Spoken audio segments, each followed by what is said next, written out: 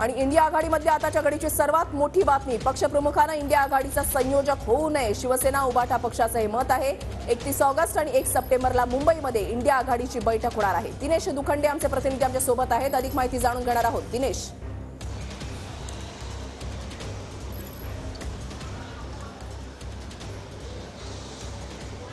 India आघाडीची महत्त्वाची आणि तिसरी बैठक ही मुंबईत 31 ऑगस्ट आणि 1 सप्टेंबरला होते आहे। यजमान पद शिवसेना युबीटीकडे आहे आणि या बैठकीची तयारी करण्यात महाविकास आघाडीचे तिन्ही पक्ष सध्या व्यस्त आहेत। या सगळ्या घडामोडी घडत असताना इंडिया आघाडीतली एक इनसाइड स्टोरी TV9 मराठीला कळते आहे। ही मोठी बातमी आहे।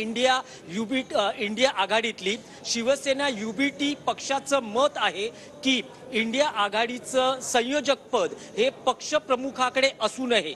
मुंबईत जी बैठक होते आहे त्यात महत्त्वाचा निर्णय होणार आहे की इंडिया आघाडीचं संयोजक कोणी व्हावं, ती घोषणा या इंडियाच्या तिसऱ्या बैठकीत होणार आहे। पण त्याआधी शिवसेना युबीटी पक्षाचं मत आहे की पक्षप्रमुखाकडे संयोजक पद असू नये आणि त्यामागची कारणं अशी आहेत की संयोजक पद हे जर पक्षप्रमुखाकडे असेल तर पक्षप्रमुख हा पुढच्या काळात लोकसभा निवडणुकीची व्यूहरचना आखण्यात व्यस्त असेल, तसंच त्या राज्याचे पक्षाचे प्रमुख हे आपले उमेदवार ठरवणं तसंच या उमेदवारांसाठी प्रचार करणं यामध्ये व्यस्त असतील। त्यामुळे पक्षप्रमुखाकडे हे पद असू नये तर इंडिया आघाडीतील दुसऱ्या फळीतले जे नेते आहेत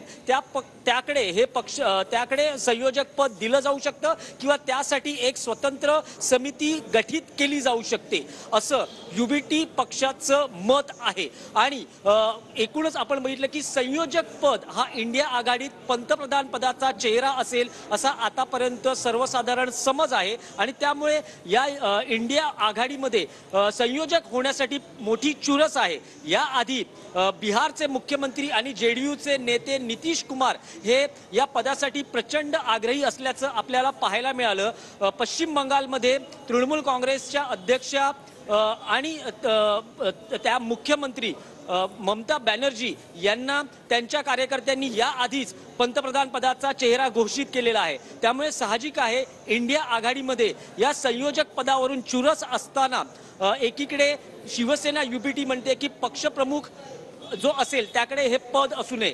दुसरे संकेत या भूमिकेतून असे मिळत आहेत की मुंबईत या पदाची घोषणा होणार असल्यामुळे एक तर्क असा लढवला जात होता की उद्धव ठाकरे हे संयोजकाच्या भूमिकेत आपल्याला दिसणार का, पण जर युबीटी शिवसेना पक्षाचं जर हे मत असेल तर उद्धव ठाकरे हे या स्पर्धेत नसतील असे संकेत या भूमिकेतून मिळताना आपल्याला पाहायला मिळत आहेत। पण इंडिया आघाडीची मोठी इनसाइड स्टोरी TV9 मराठीला मिळालेली आहे आणि जेव्हा मुंबईत या सगळ्या घडामोडी घडत असताना किंवा अवघे 2 आठवडे उरले असताना आता इंडिया आघाडीत जे 26 पक्ष आहेत त्यातल्या 25 पक्षांना शिवसेना युबीटीची संयोजक पदाबाबतीतली भूमिका मान्य असेल का, हाही एक महत्त्वाचा मुद्दा आहे।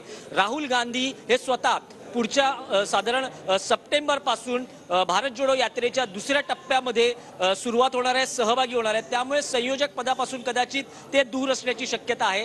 काँग्रेसमधला कोणी मोठा नेता संयोजक पदासाठी इच्छुक आहे का, नितीश कुमार, ममता बॅनर्जी यांची समजूत कशी काढणार किंवा हे उद्धव ठाकरे युबीटी पक्षाच्या मताशी सहमत होणार का, हे सगळं पाहणं महत्त्वाचं असणार आहे। एकूणच 31 आणि 1 सप्टेंबर इंडिया आघाडीच्या तिसऱ्या बैठकीत हा महत्त्वाचा निर्णय घोषणा होत असताना किंवा निर्णय घेतला जात असताना शिवसेना युबीटीची भूमिका महत्त्वाची असेल आणि त्याला किती मित्र पक्ष समर्थन देतात याकडेही लक्ष असेल।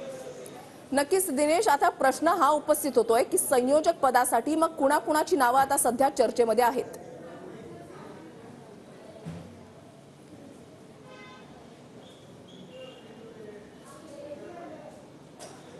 बघा, जी स्पर्धा इंडिया आघाडीमध्ये पाहायला मिळते नितीश कुमार यांचं नाव स्पर्धेमध्ये पहिलं आहे आणि ते स्वतः आग्रही आहेत। पहिल्या बैठकीपासूनच त्यांची ही भूमिका होती की संयोजक पदाची घोषणा केली जावी. दुसऱ्या बैठकीत ही घोषणा झाली नाही, त्यामुळे नितीश कुमार हे नाराज असल्याचं म्हटलं जात होतं.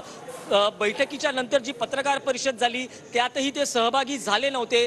त्यांच्या विमान उड्डाणाचं कारण देण्यात आलं, पण नितीश कुमार हे सगळ्यात आग्रही आहेत. त्या खालोखाल आपण जर बघितलं तर ममता बॅनर्जी यांचं नाव त्यांच्या पक्षाकडूनच पुढे केलं जातं आहे. पंतप्रधान पदाचा चेहरा म्हणून त्यांना प्रोजेक्ट केलं जातं आहे. काँग्रेस वारंवार असं म्हणते आहे की काँग्रेसला सत्तेत किंवा सत्तेच्या पदामध्ये रस नाही, असं राहुल गांधी जरी म्हणत असले तरी काँग्रेसच्या अन्य नेत्यांमध्ये या पदाविषयी आकर्षण जरूर आहे. अरविंद केजरीवाल आहेत या आघाडीचे घटक, त्यांची 2 राज्यात सत्ता आहे, त्यामुळे साहजिकच त्यांची इच्छा आहे का या आघाडीचं संयोजक होण्याची. तसंच अन्य राज्यांचे मुख्यमंत्री, विरोधी पक्षातले मुख्यमंत्री या आघाडीत आहेत. एकूण 26 पक्ष या आघाडीत आहेत. बंगळुरूमध्ये जी दुसरी बैठक पार पडली, 26 पक्षांच्या नेत्यांनी या बैठकीला उपस्थिती लावलेली होती. त्यात आघाडीतली जी 2 नावं आहेत, नितीश कुमार आणि ममता बॅनर्जी यांची संयोजक पदासाठी नावं मानली जातात.